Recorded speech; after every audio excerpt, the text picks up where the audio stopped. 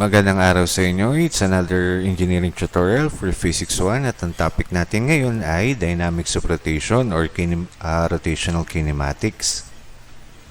So ano ba ang rotational kinematics? Ang rotational kinematics or motion ay anumang bagay na pwede mag-rotate o mag-spin. Hindi katulad ng linear o translational motion sa kinematics na gumagalaw lamang ang bagay ng pasulong at patras. Ang rigid body naman ay isang bagay na di nagbabagong hugis o laki nito. So sa figure na ito, let us say, umiikot tong object na ito at a fixed axis. Ito yung fixed axis mo. So sa point kung saan ito pinapaikot, ang motion sa parte na ito ay 0. So habang papalayo sa fixed axis na ito, makikita mo na yung object pala ay umiikot pala. So, sa susunod na slide, doon natin i-define ang bawat variable na nakikita nyo sa drawing na ito. Okay? Now, let us derive the terms na nakikita nyo dito sa drawing na ito. Ang angular position ay any point in a circle. So, let us say, you have a mass here, you have a mass there, you have a mass there, okay, you have a mass here. Ang tawag mo dyan sa lokasyon ng bawat masses na yan ay angular position. Okay? So, let us say the object moves from point A to point B. Let us say ito si A.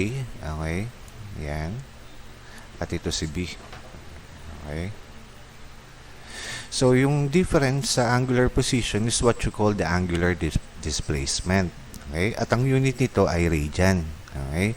So, yung difference from this point to this point, ang tawag mo doon ay angular displacement. At ang symbol ng angular displacement ay theta. Okay? So, ito yung formula niya. Angular displacement from the final position minus the angular displacement from the initial position. Or, another formula is S over R, kung saan ang S mo is arc of length. Okay, na ang unit niyan ay meter. Okay? At ang R mo naman, that is the radius. Mula dyan hanggang dun sa point na to, that's what you call the radius. Okay? So, ang unit din niyan ay naka-meter. Okay? So, magka-cancel out yan. At ang unit na dala-dala ng angular displacement mo ay laging radian. Okay? Rad. Okay? Ang angular velocity naman refers to how fast the object is spinning on a circle. When an object is spinning at the angular speed is the same everywhere on the circle. So let us say you have point A and point B. Ang angular velocity ng A at B ay parehas lang. Since the wheel is rotating at the same rate, so any point on this wheel will have the same angular velocity. So ibig sabihin, let us say you have mass here, you have a mass here, and then you have a mass here. Lahat ng angular velocity ng bawat masses na yan habang umiikot itong wheel na to ay pare-parehas lang. Dahil ang kanilang rate ay pare-parehas lang sa pag-ikot nitong wheel na ito. Okay? Ang angular acceleration naman ay ito ang rate ng oras ng pagbabago ng angular velocity. So, ang symbol ng angular velocity ay omega. Okay? Ito, yung W na maliit. So, ang formula niya ay final angular displacement minus the initial angular displacement over the final time minus the initial time. Or, sabi natin sa calculus, ang change from final to initial ay change. So, kaya pwede mo siyang i-rewrite as delta angular displacement over the delta time. Okay?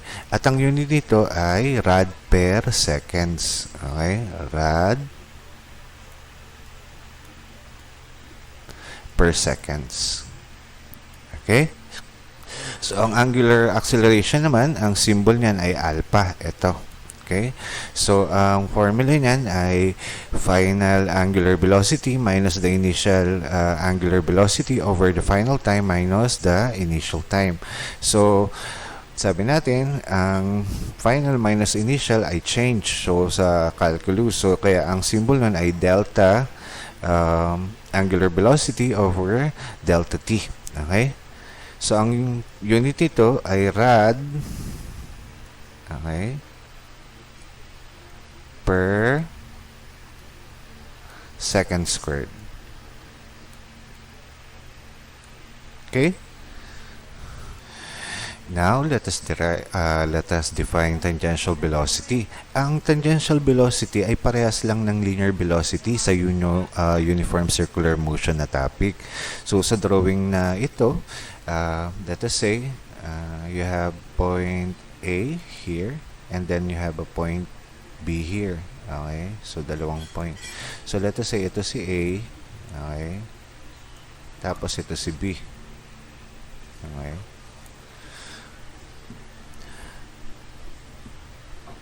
So, sa drawing na to, makikita nyo na mas maiksi ang distance ng pag-rotate ng A kesa sa B. Kasi mas maliit ang radius from this point kay A at mas malaki naman ang radius na nako-cover ng B mo. So, mas mabilis lumikot ang A kesa sa B. So, para maging parehas ang rate ng velocity nila, dapat mas mag-rotate ang B ng mas mabilis.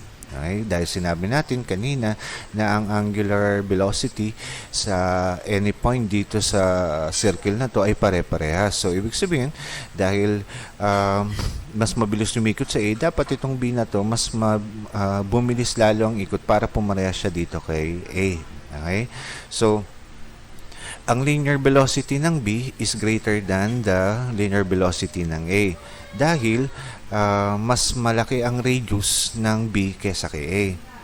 Okay?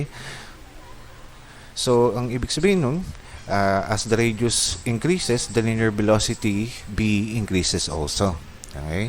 So, ibig sabihin, para mas maintindihan mo na mas mabilis, habang lumalaki ang radius mo, mas lumalaki ang tangential velocity mo. Okay? So, kapag naman ang object is not moving with a constant speed, it's going to have a tangential acceleration. Okay, ito yan.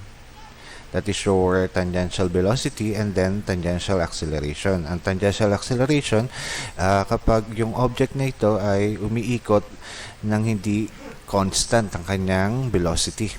Okay? So, kapag naman ang object is moving with a constant speed in a circle, it will have a centripetal or radial acceleration which is seeking the center. Ito yan. Okay? So, ito yung pinag-aralan nyo sa uniform circular motion. Okay? So, ang symbol ng tangential velocity ay B sub t at ang formula nun ay R times the omega. So, ang R mo, that is the radius, and then the omega, that is your angular velocity. At ang symbol ang unit na dala-dala nito ay meter per second. Okay? So, dapat ang unit ito, meter. Okay? Tapos, ang unit dapat nito ay radian per seconds. Okay? Rad per seconds. Kaya, ang unit niya ay meter per seconds. Because the radian is just another unit. Sinasabi lang niya sa iyo na yung angle ay naka-radian or naka-degree. Okay? Pero dapat, ang dala-dala lagi na ng angular displacement mo ay naka-radian. So, kapag sa problem, binigay sa iyo naka-degree, you have to convert it into radians. Okay? Ang tangential acceleration mo naman, ang symbol nun ay A sub t. Okay? Ito. At ang formula nun ay R times alpha. Ang R mo, that is your radius, at ang alpha mo is the angular acceleration. So, ang unit na dala-dala nito ay meter per second squared. Okay? Ito yan. So, ang unit dapat ito, meter. Okay? Tapos, ang unit dapat ng alpha mo, which is the angular acceleration, should be in rad. Okay? Per second squared. Okay?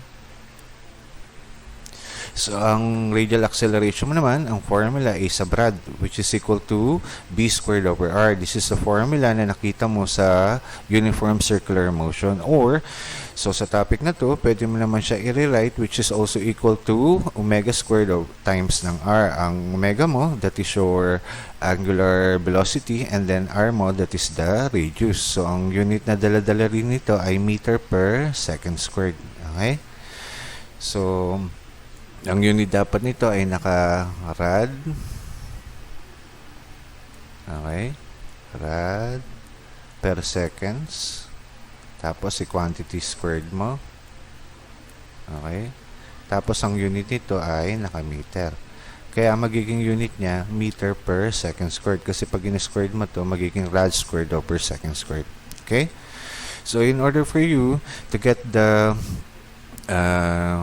total acceleration ng object, so para makuha mo yung total acceleration ng object, you have to get the vector sum ng radial acceleration at saka tangential acceleration mo. And that is, ang tawag mo doon ay acceleration of the rotational body. Yun yung buong acceleration ng object na ito. At ang symbol nun ay A, okay, small letter A, is equal to square root of AT squared plus AR squared, which is the tangential acceleration squared plus the radial acceleration squared. Okay? Okay, let's have an example para maintindihan niyo kung paano ginagamit yung mga formulang nakita nyo kanina. So, problem number 1, an automobile is traveling at 50 km per hour. Determine the angular velocity of the wheels with a radius of 0.4 meter. So, ang given sa atin sa problem na to ay velocity, which is 50 km per hour. So, sabi niya, dapat ang unit ng velocity mo ay naka meter per seconds. Okay? So, ibig sabihin, we have to convert the 50 km per hour sa meter per seconds. Okay? And then, we are given a radius of 0.4. Ang pinapahanap sa atin ay angular velocity, which is the omega, yung W na maliit. Okay? Okay, let us solve this problem. So, sabi natin, ang given ay velocity which is 50 km per hour. So, we have to convert it into meter per second. So, 50 km per hour times sa isang kilometer, there is 1,000 meters. So, itong kilometer na ito ay makakancel out na. So, yung hour, we have to convert it into seconds. So, we multiply it by 1 hour over 3,600 seconds. Dahil sa isang oras, meron 3,600 seconds. So, this hour will cancel out. So, 50 times 1,000 over 3,600. Ang lalabas sa sagot sa iyo doon ay 13.889 meter per second. Now, sabi natin, ang formula for the angular velocity ay B sub t over r. At iyon ay galing sa formula na ito. B sub t, which is the tangential velocity, is equal to r times the angular velocity. So, ito yung formulang gagamitin natin kasi yung unang formula na may angular displacement, hindi natin pwedeng gamitin kasi wala namang ibinigay na variable na ganon. That's why we're going to use the tangential velocity formula. So, we manipulate this formula in order for us to get the omega. We divide both sides by r para makancel out yung r dito sa side na to. Okay, so lagay mo dyan, divide mo by r, makatatanggal yung r na yan. So magkakaroon sa'yo, omega is equal to b sub t over r kasi may r ka dito. Okay, so you divide both sides by r.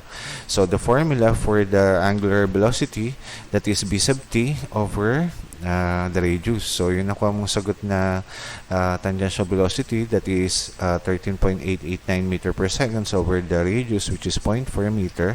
Ang lalabas sa sagot sa iyo doon ay 34.723 rad per seconds. Okay? Okay, let's have another example. So, problem number 2, an automobile accelerates constantly from 40 km per hour to 60 km per hour in 4 seconds. So, what is the angular acceleration of the wheels of radius 0.5 meter? So, we're given tangential velocity, the final and the initial velocity, which is 60 km per hour and 40 km per hour. So, we have to convert this kilometer per hour sa meter per second para mag-arrive tayo sa tamang unit. At given tayo ng time, which is 4 seconds, and then the radius is 0.5 meter. So, ang pinapahanap sa atin ay angular acceleration, which is the alpha. Okay? Yung symbol na alpha. Okay? Okay, let's solve this problem. So, in order for us to get the angular acceleration, kailangan makuha muna natin yung angular velocity. So, dahil ang binigay sa atin ay velocity, so kailangan muna natin makompute yung angular velocity bago natin makuha yung angular acceleration. Okay? So, ang given sa atin, the initial velocity, which is b sub t sub 1 and b sub t 2, That is 60 km per hour and 40 km per hour. So we have to convert these two terms sa meter per second. So we multiply it by 1,000 meter over 1 kilometer. So para makancel out yung kilometer na yan. And then you multiply it by 1 hour over 3,000 seconds. Dahil sa isang oras, merong 3,600 seconds. So this hour will cancel out. At ang lalabas na sagot sa iyo doon ay 11.111 meter per second. So, since 60 km per hour then, we have to convert it to meter per second. We multiply it by 1,000 meter over 1 kilometer. Okay? Dahil sa isang kilometro, merong 1,000 meter. And then, you multiply it by 1 hour over 3,000 seconds. So, this hour will cancel out. So, 60 times 1,000 over 3,600 seconds will give you an answer of 16.667 meter per second. So, makukumpute natin yung initial angular velocity. So, ang initial angular velocity, that is T1 over R. At ang final angular velocity naman natin ay BT2 over R. Okay?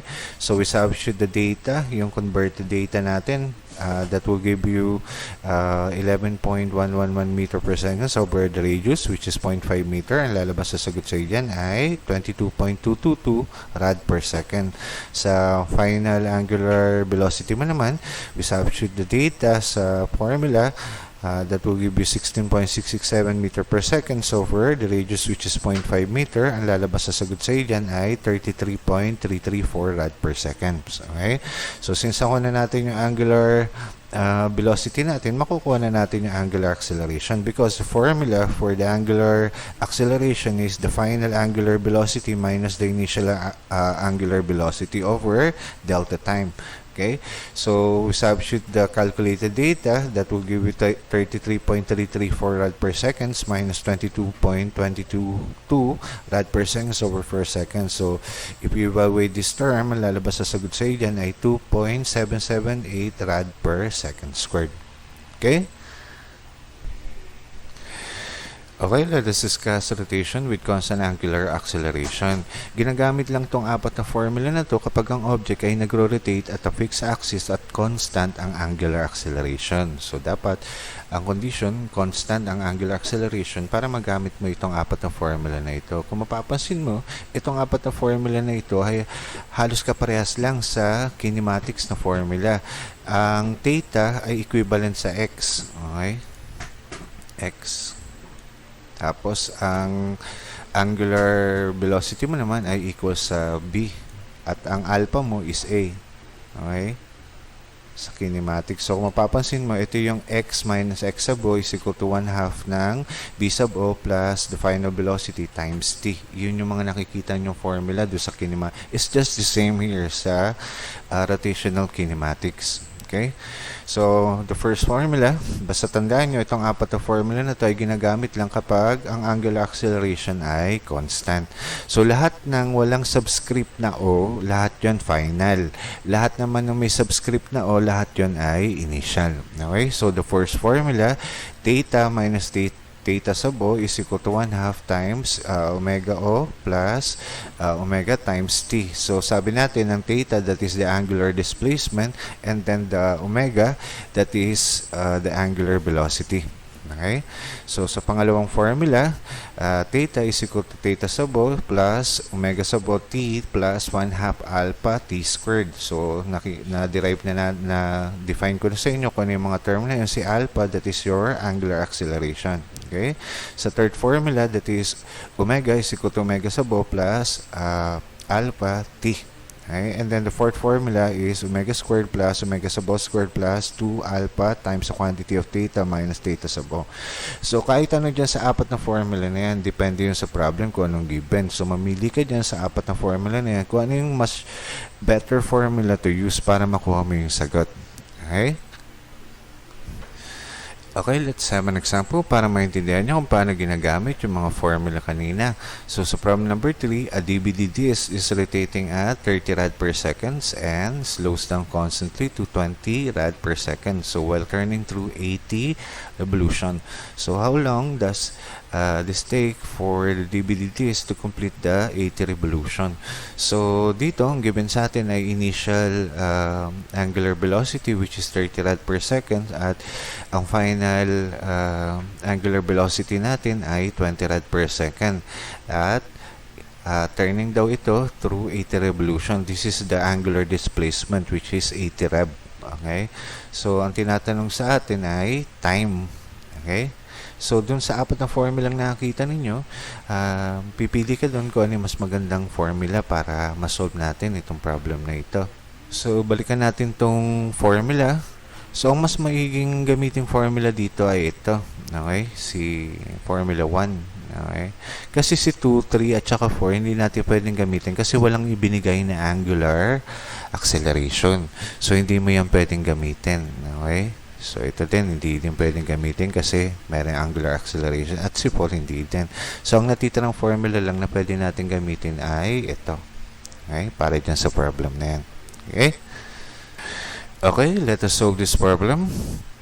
So, ang given sa atin ay 80 revolution which is the angular displacement. So, kailangan i-convert natin yung revolution sa radian. So, sabi natin ang 80 revolution, ang equivalent ng 2 pi over 1 revolution kasi sa isang buong ikot, sa isang buong circle, it is equal to 2 pi. So, ang tawag mo dun sa isang ikot na yun ay 1 revolution. Okay? So, this revolution will cancel out. So, this will give you 160 pi radians. Okay? So, tsaka natin gamitin itong formula 1 which is theta minus theta sub O is equal to omega sub O plus omega over 2 times the quantity t. Okay, this is the first formula. Now, since time lang hinahanap natin, we going to divide both sides by omega sub O plus W over 2. So, para ma-cancel out itong part na ito. Okay? So, kapag minanipulate mo yung formula na yun, ang lalabas sa formula ng t mo is equal to 2 times theta over omega sub O plus omega. Okay? So, kaya wala ning sub O kasi ang initial angular displacement mo ay 0. Okay?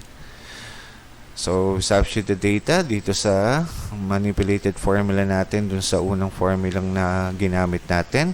So, T is equal to 2 times the angular displacement which is 160 pi over the initial angular velocity natin which is 30 rad per second plus the final angular velocity natin which is 20 rad per second. So, ang lalabas sa sagot sa inyo, pag in-evaluate mo itong buong term na to, 2 times 160 pi over 50 rad per second, ang lalabas sa sagot sa inyo ay 20.11 seconds.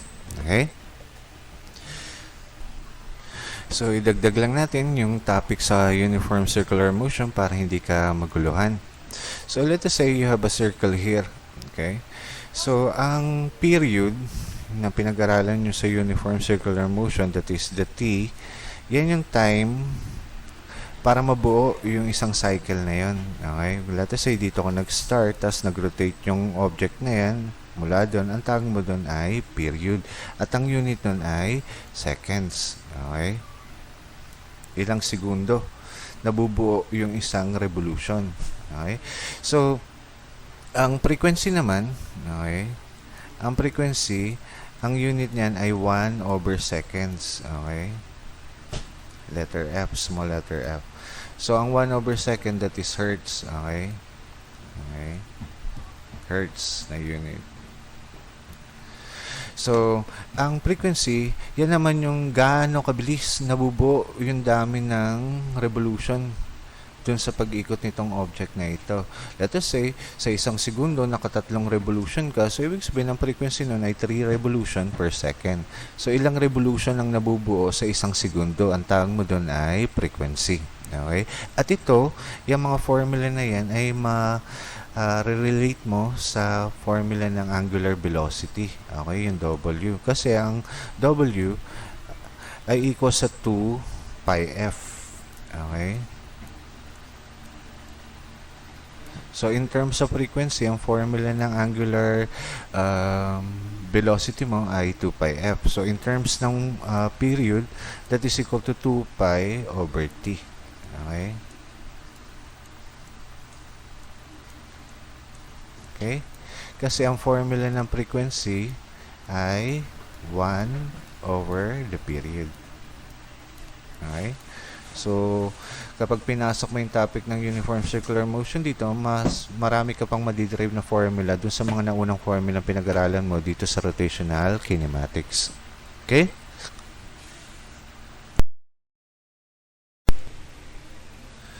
Now, let us discuss moment of inertia or rotational inertia. Ang symbol nito ay capital letter I. Ang rotational inertia is defined na kapag ang isang bagay na umiikot sa isang axis ay magpapatuloy na umiikot unless may isang puwersa o isang torque na makaapekto dito. Ito ay ang kabuuan ng produkto ng mass at square ng radius ng bawat maliliit na point sa isang bagay.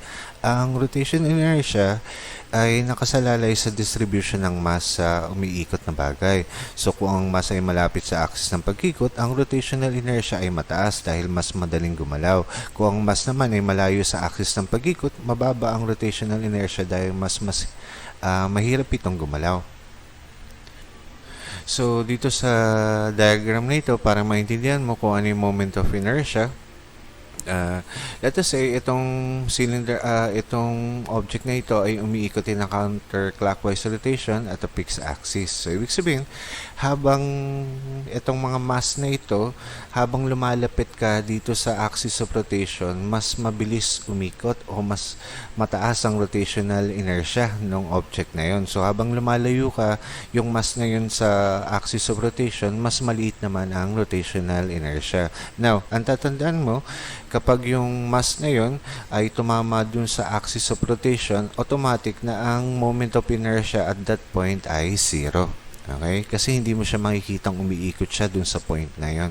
So, habang lumalayo ka dun sa axis of rotation, makikita mo na yung object pala ay umiikot. Okay? So, ang tatandaan mo sa moment of inertia, habang yung mga mass mo ay malapit dun sa axis of rotation, ang rotational inertia mo ay malaki. At habang lumalayo ka naman ay mas maliit. Okay? So, ang formula, ang symbol ng moment of inertia ay capital letter I, and that is the summation of m sub n r sub n squared. Okay? So, mass times the radius squared. So, depende yan kung ilang masses ang nakadistributed dito sa object na to habang umiikot siya. So, kung katulad nito, tatlo lang sila. So, hanggang dito ko lang sa tatlong formula na to. So, kung apat sila, dadagdagan mo pa siya ng m sub 4 plus m sub 4 times ng r sub 4 squared. Okay? So, this is the formula. So, ang unit niyan ay kilogram meter squared. Okay? Kasi ang unit dapat ng mass mo, naka-kilogram, at ang unit dapat ng radius mo, naka-meter. So, dahil naka-squared siya, so kaya magiging unit ng moment of inertia mo ay kilogram times meter squared. Okay? Ito yan. Yan yung unit niya. Okay? Now, let us discuss kinetic energy of rotation or rotational kinetic energy. So, let us say ito ay bola. Okay?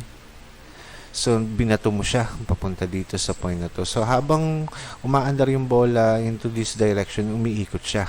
So, ang tawag mo dun sa energy nung paggalaw nitong bola nito habang umaandar siya dito sa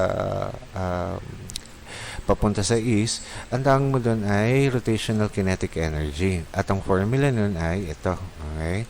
So, K is equal to 1/2 times the moment of inertia times the angular velocity squared. So, habang umikot siya, ang tawag mo doon ay rotational kinetic energy. So, habang naman umaandar siya papunta dito sa eastward, ang tawag mo doon ay kinetic energy na pinag-aralan nyo sa work power energy, which is K, okay, is equal to 1/2 ng mb squared. Okay, mb squared. Okay? So, ito, yan yung kinetic energy niya habang umiikot siya sa ere. Okay? Ito naman, yung kinetic energy na ito, yan naman yung kinetic energy niya habang umaandar siya papunta sa east. Okay? So, kapag tinanong sa problem, what is the total kinetic energy nung binatutong bola na to, i-add mo lang yung kinetic energy ng rotational kinetic energy plus yung kinetic energy niya habang umaandar doon. Okay? So, ang unit ito ay joules. Okay? Joules. Okay, joules. Kasi ang unit na dala-dala nito ay kilogram. Okay, kilogram, meter squared. Tapos, ang dala-dala namang unit ng angular velocity mo ay rad. Okay, rad per seconds. Naka-squared yan. Okay, so kaya magiging rad squared second squared. So, kung mapapansin mo, ito, bibiyakin natin magiging kilogram. Okay, kilogram times meter times meter. Okay, times itong rad squared over second squared, magiging second squared dito. Okay, so yung rad squared hindi natin siya pakikailaman kasi hindi naman siya unit. So ito, yung kilogram, okay, kilogram times meter per second squared, ang equivalent nun ay newton, di ba? So newton times ng meter na natira doon, magiging newton meter. At ang newton meter ay equal sa joules. Okay? So, kaya, ang daladalang unit nitong kinetic energy sa rotation ng kinetic energy mo ay joules. That's how it was derived. Okay? Now, this is the table para sa rotational inertia ng common body. So, marami sila. Nasa 8 sila. So, ito yung mga usual object na nagro-rotate like solid cylinder. Ang rotational inertia sa center of mass nito ay 1/2 mr squared. Okay? Yung m, that is your mass, and then r, that is the radius. Okay? So, kapag hollow cylinder naman, okay, pinaikot mo yung hollow cylinder na yan, ang rotational inertia sa center of mass nito ay 1/2 times the mass times the quantity ng r sub 1 squared plus r sub 2 squared. Ang r sub 1 mo, that is the inner radius, tapos yung r sub 2 mo naman, that is the outer radius ng hollow cylinder mo. Okay? Sa thin cylinder shell naman, kapag pinaikot mo siya, ang rotational inertia niya sa center of mass, that is equal to mr squared. Okay? So, m, that is mass, and r, that is radius. So, sa thin rod with rotational axis through the center, so kapag itong rod na to pinaikot mo at the center, ang rotational inertia at the center of mass is 1/12 ml squared. So, yung L, that is the length ng rod. Okay? So, yung thin rod with rotational axis through N, let us say, pinaikot mo naman siya dito sa end ng rod na ito, ang magiging rotational inertia niya ay 1, I, ng center of mass is equal to 1/3 ml squared. Okay? So, pag solid sphere, okay, isang sphere ang pinaikot mo, ang rotational inertia at the center of mass is equal to 2/3 mr squared. So, kapag rectangular plate naman ang pinaikot mo at the center of its mass, so ang ICM mo is equal to 1/12 m times a squared plus b squared. So, ang a mo, that is the width, and then the b, that is your length ng plate. Okay? So, kapag thin spherical shell naman, ang rotational inertia niya sa center of mass niya is equal to 2/3 mr squared. Okay? Okay, let's have an example para maintindihan niyo kung paano ginagamit yung mga formulang nakita niyo kanina. So, sa problem number 4, a 25 kg uniform thin solid door has a height of 2.5 meter and a width of 0.9 meter. Determine the moment of inertia of rotation on its hinges. Okay? So, ang given sa atin ay mass ng solid door, which is 25 kg, and then height ng door is 2.5 meter, and then the width ng door ay 0.9 meter. So, determine the moment of inertia of the rotation on its hinges. Hindi yung pinapahanap yung moment of inertia ng door, kundi yung sa hinge. Okay? So, let us say, ito yung door. Okay? Ayan. So, umiikot yan dahil may mga nakakabit na hinge dito sa pintuan na ito. So, ibig sabihin, ito, diyan ka magkakaroon ng rotation para gumalaw itong door na ito. Okay? So, hindi mo pwedeng gamitin yung formula ng moment of inertia ng rotating plate. Okay? Kasi ang tinatanong dito ay rotation dun sa hinge niya, yung pinagkakabitan ng door na ito. Okay? So, ang gagamitin natin dito na formula ay yung formula para dun sa tin rod na niro-rotate siya dun sa end. Okay? Hindi dun sa center kasi umiikot ito dun sa end ng hinge niya. Okay, let's solve this problem. So, yung gagamitin nating formula ay yung moment of inertia ng tin rod na niro-rotate siya at its end. So, ang I is equal to 1/3 ng ml squared. Okay? So, 1/3 times the mass, which is 25 kg. And then, yung L mo dun, dahil ito yun, okay, yung door, okay, ito yung width niya, di ba? Yung width, okay, yan. Kaya natin siya ng para makita nyo. Yan. Ang width niyan, that is equal to 0.9 meter. So, yan yung nagpapaikot dun sa may hinge mo dito na pinagkakabitan nung pintuan na ito. Okay? So, kaya, ang gagamitin mong length para umikot itong rod na ito, that is your 0.9 meter. So, kaya 0.9 meter quantity squared. So, ang lalabas sa sagot sa iyo doon ay 7.5 kg meter squared. Okay? So, dito sa part na ito, ng mga problem dito, very tricky ito kapag hindi mo masyadong inintindi yung problem. Okay?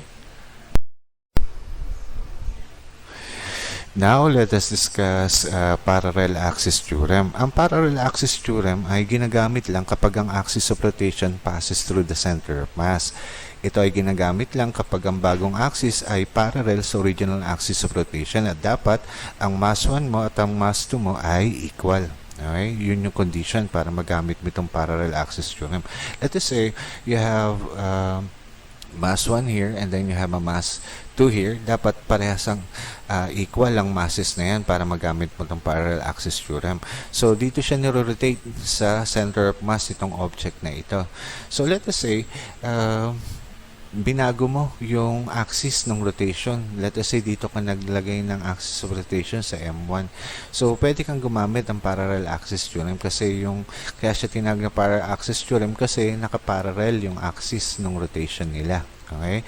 So, ang formula para makuha mo yung moment of inertia sa parallel axis theorem, ang I sub P mo, okay, that is the moment of inertia ng parallel axis theorem mo, is equal to the moment of inertia at the center of mass plus mass ng object times the distance squared. Okay? Ang distance, that is the distance kung saan yung mass mo, that is the distance ng mass mo dun sa axis of rotation.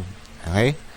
So, ang unit din nito ay kilogram meter squared kasi na-derive na natin yun kanina sa moment of inertia. Ang daladalang unit nito ay kilogram meter squared.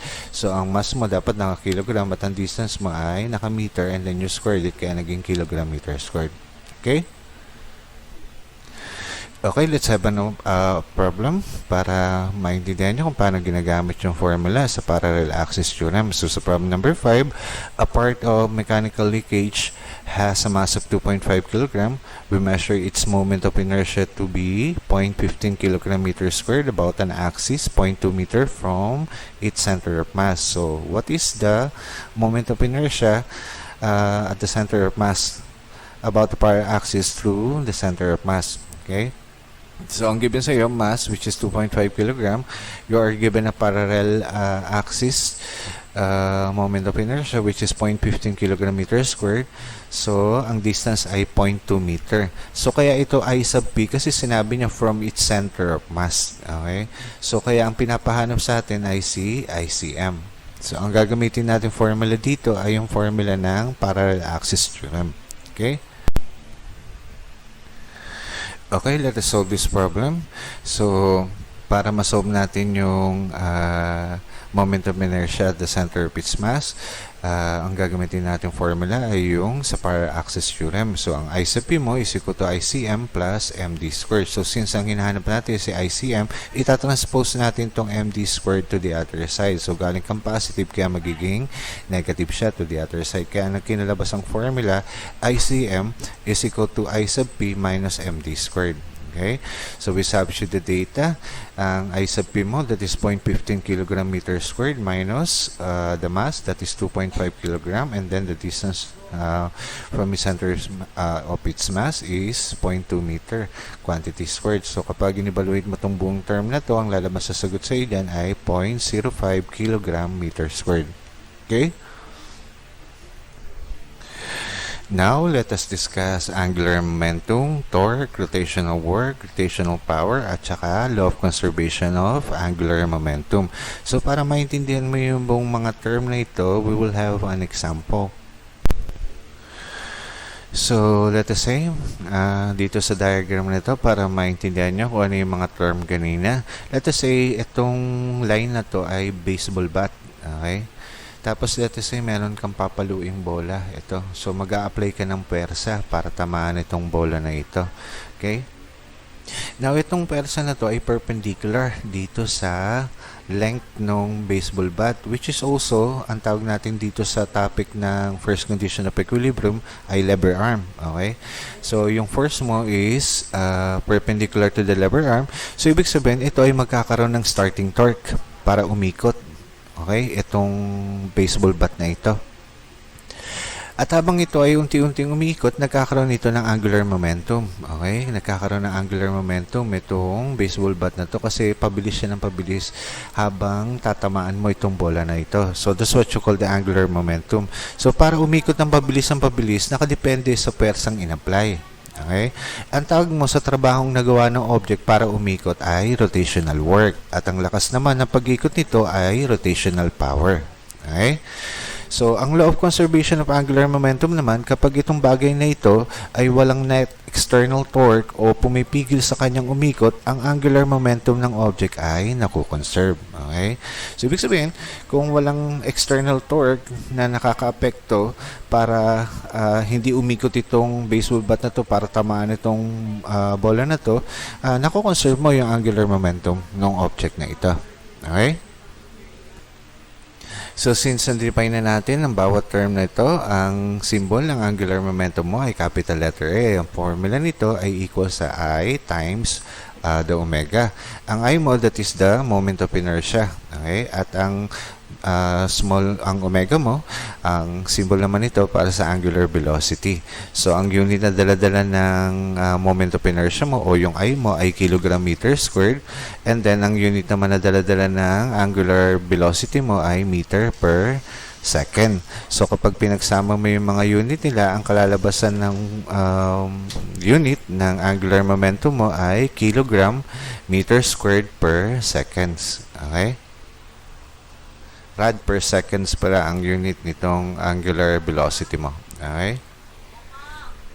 So, sa torque naman, ang symbol ng torque ay tau, small letter t. Okay? So, that is tau is equal to I times the angular acceleration. Okay? So, ang tau mo, that is equal to I times ng alpha. So, ang I mo, that is the moment of inertia, and then ang alpha mo, that is the angular acceleration. Ang daladalang unit ng moment of inertia mo ay kilogram meter squared, and then ang daladalang mga unit nitong angular acceleration mo ay rad per second squared. So, ang kalalabasang unit ng torque mo ay Newton meter. Okay? Kapag dinerive mo yung unit na yan. So, hindi ko na siya i-derive kasi tinuro ko na sa mga unang tutorial kung paano mag-derive ng mga unit ng bawat term na ito. Okay? So, ang rotational work, that is, symbol nito ay capital letter W is equal to the torque times the angular displacement. Okay? So, torque, that is Newton meter ang unit. Ang Newton meter mo ay equivalent sa joules. At ang unit naman na dala-dala ng angular displacement mo ay rad. Okay? So, ang rotational power mo naman is equal to capital letter P is equal to tau times the omega. So, ang tau mo, that is your torque. Ang unit na dala-dala nito ay Newton meter at ang unit naman na dala-dala na angular velocity mo ay rad per second. So, joules per seconds, ang kalalabasan ng Newton meter over second. So, ang Newton meter is equal to joules. Joules per second is equal to watts. Okay? So, sa law of conservation of angular momentum, pinaliwanag ko na yan kanina sa inyo, basta walang net external torque na nakaka-apekto dun sa pag-ikot ng object na yun, Ang angular momentum ay nako-conserve. That's why they are equal. Okay? Kasi yung in-apply yung angular momentum from the starting point up to the second point, pare-parehas lang lahat 'yan. Okay? Okay, let's have an example para maintindihan nyo kung paano ginagamit yung mga formula kanina. So, sa problem number 6, a steam turbine fan in a thermal power plant has a moment of inertia of 3 kg/meter squared about its axis of rotation. So, the angular velocity of the steam turbine fan during startup is 3,600 rad per second at a time 3 seconds. So, determine the following. So, sa part A, pinapahanap ay angular momentum of the steam turbine fan. Sa part B naman, power of the steam turbine fan. And then sa part C, the torque acting on the steam turbine fan. And then sa part D, the kinetic energy of the steam turbine fan. Okay? So, ang given sa atin sa problem na ito ay moment of inertia, which is I is equal to 3 kg/meter squared. And then, given tayo ng angular displacement, which is angular velocity, which is equal to 3,600 rad per seconds. Okay? Ito yung omega, yung W na maliit. At given tayo ng time, which is 3 seconds. So, pinapahanap sa atin ay angular momentum, which is L. And then, power sa letter B. Tapos torque, okay? Tapos kinetic energy, turbine fan. So, yan yung mga variable na pinapahanap sa atin. Ito yung mga given. Si I, si omega, at saka si time. Okay? Okay, let us solve this problem. So, sa part A, ang pinapahanap ay angular momentum, which is L. So, ang formula nun ay I times the omega or the moment of inertia times the angular velocity. So, ang I natin is 3 kg/meter squared times natin ng angular velocity, which is equal to 3,600 rad per second. So, when you multiply these two terms, ang lalabas sa sagot sa iyo dyan ay 10,800 kg/meter squared per seconds. Okay? So, sa part B, pinapahanap ay power. Ang formula ng power is equal to the angular momentum times the angular velocity. So, yung nakuha nating angular momentum, isa-substitute lang natin siya dito sa formula ng power. So, that will give you 10,800 kg/meter squared per second times the angular velocity, which is 3,600 rad per second.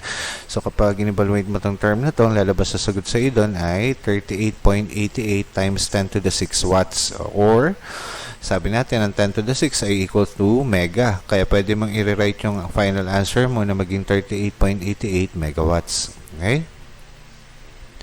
So, sa part C, ang pinapahanap ay si torque. Okay? Yung tau na maliit. Ang formula ng tau ay moment of inertia, which is I, times ng angular acceleration. Pero wala pa tayong angular acceleration na binigay dito. So, ang ibinigay lang ay angular velocity. So, masosolve natin yung angular acceleration kasi given tayo ng angular velocity at saka time. Dahil ang formula ng angular acceleration ay alpha is equal to the angular velocity over time. Okay? So, that is omega over t. So, yung angular velocity mo, that is 3,600 rad per seconds over the time, that is 3 seconds. So, pag dinivide mo itong term na ito, ang lalabas sa sagot sa iyo dyan ay 1,200 rad per second squared. Okay? So, dahil nakuha mo na si angular acceleration, magagamit na natin yung formula para kay torque, which is I times the angular acceleration. So, we substitute the data. Ang moment of inertia natin, that is 3 kg/meter squared times the alpha na nakalculate natin kanina, which is 1,200 rad per second squared. So, pag minultiply mo yung term na yan, ang lalabas sa sagot sa iyo dyan ay 3,600 Newton meter. Okay? Now, in order for us to get the part D, which is the kinetic energy, so ang formula ang gagamitin natin is equal to K is equal to I omega squared over 2. So that is the moment of inertia times the angular velocity quantity squared over 2. So we substitute the data. Ang I mo is equal to 3 kg/meter squared. Ang angular velocity mo, that is 3,600 rad per second quantity squared over 2. So pag in-evaluate mo itong buong term na to, ang lalabas sa sagot sa iyo dyan ay 19.44 times 10 to the 6 joules. Or, dahil ang 10 to the 6 ay equivalent to mega, so you can rewrite your answer as 19.44 megajoules. Okay? So I guess that's it. Sana marami kayong natutunan. See you again for another tutorial. Don't forget to like and subscribe. Until next time, bye-bye.